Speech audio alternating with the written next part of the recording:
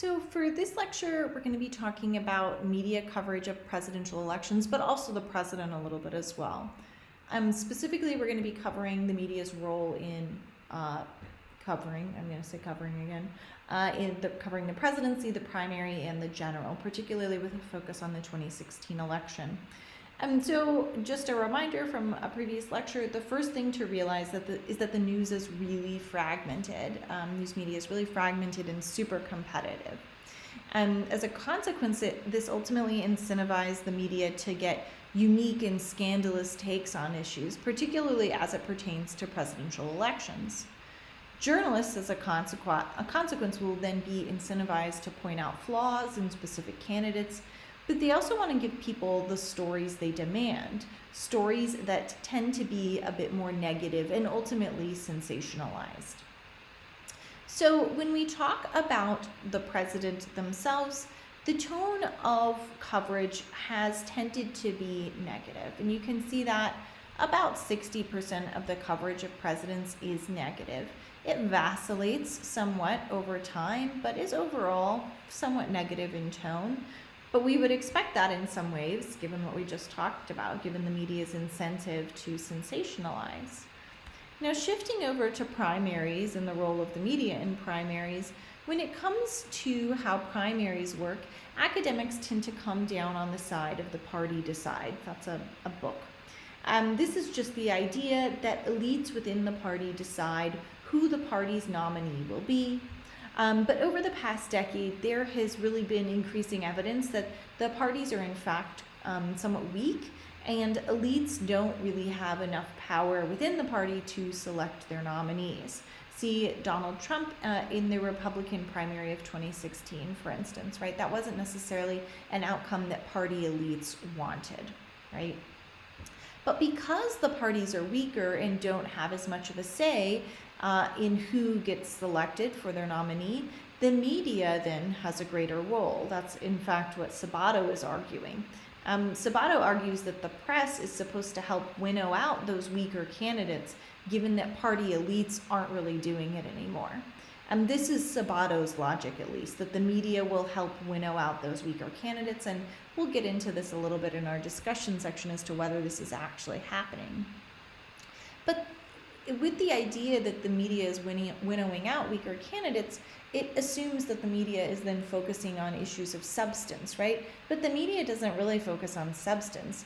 What you're seeing here is coverage of the different Republican candidates during the 2016 Invisible primary before there are even endorsements. There's just a greater proportion of focus on Trump and less on others, right? Even though there are no endorsements just yet, and a lot of this isn't even focused on substance or policy. Even during the primary itself, most of the focus is on Trump throughout the primary. But you can see many of the other candidates in the primary play sort of a second fiddle, even Hillary Clinton, to Trump's coverage throughout the primary. Now, this is the tone of coverage throughout the primary in 2016. So Sanders' coverage is mostly positive, the blue bar here, whereas Clinton, on the other hand, has more negative coverage, that red bar. In the Republican Party, Trump's coverage is more neutral, with about 49% being positive and 51% being negative. And the same balance is true of Ted Cruz, right? 49% positive, 51% negative. Rubio and Kasich, though, their coverage is quite a bit more negative than the other two. Now, when we talk about what the media is mostly covering, right, if Sabato is correct and we're saying, well, it will help winnow out the weaker candidates, that's not really true, right? The media mostly covers primaries not for substantive concerns like policies or issue positions. Most of the primaries will focus on like the horse race or competitive nature of the primary. This suggests that the media isn't really focusing on substance to help winnow down that candidate pool for the electorate. In the Republican primary, most media focus was obviously on Trump. I think that's intuitive if anyone remembers back to 2016. And Trump's coverage, for the most part, during the primary was mostly positive, 53-47, where Rubio and Kasich was mostly negative, right? The tone of coverage also changes over time during the primary. At the beginning of the primaries, the tone of the coverage is more positive, right? 57% of news is positive, whereas 43% is negative. But then that shifts over time to where the final month of the primary, 61% of it is negative and 39% is positive.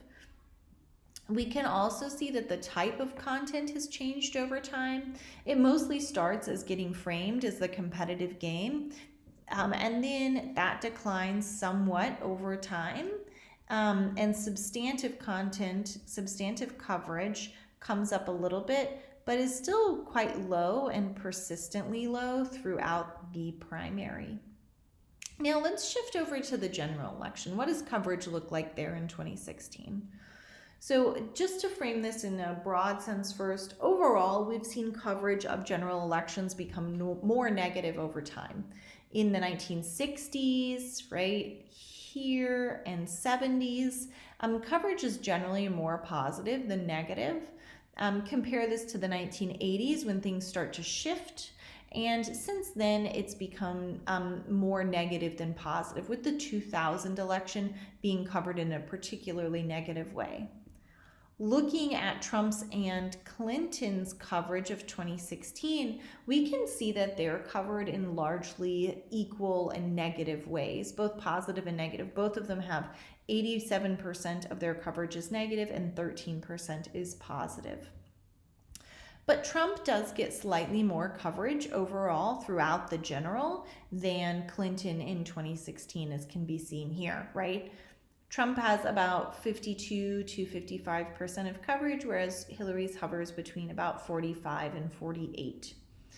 But again, most of the coverage in the primary is not their policy positions, their issues, or anything like that. Most of it will cover the general in a way that focuses on just horse race nature of the election, right? So really the three takeaways are that coverage is quite negative these days, and this isn't necessarily a huge departure from recent past, but also that most of our coverage anyways doesn't even focus on policy. Most of it is on this sort of competitive game, the nature of that, and how the media covers that. So ultimately what we covered here today is how the media covers the presidency, the primary, and the general.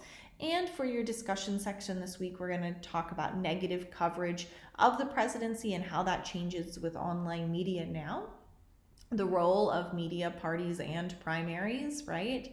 The role of media in the 2016 election outcome. And finally, we're going to talk about social media and presidential image. I will see you all in your discussion sections.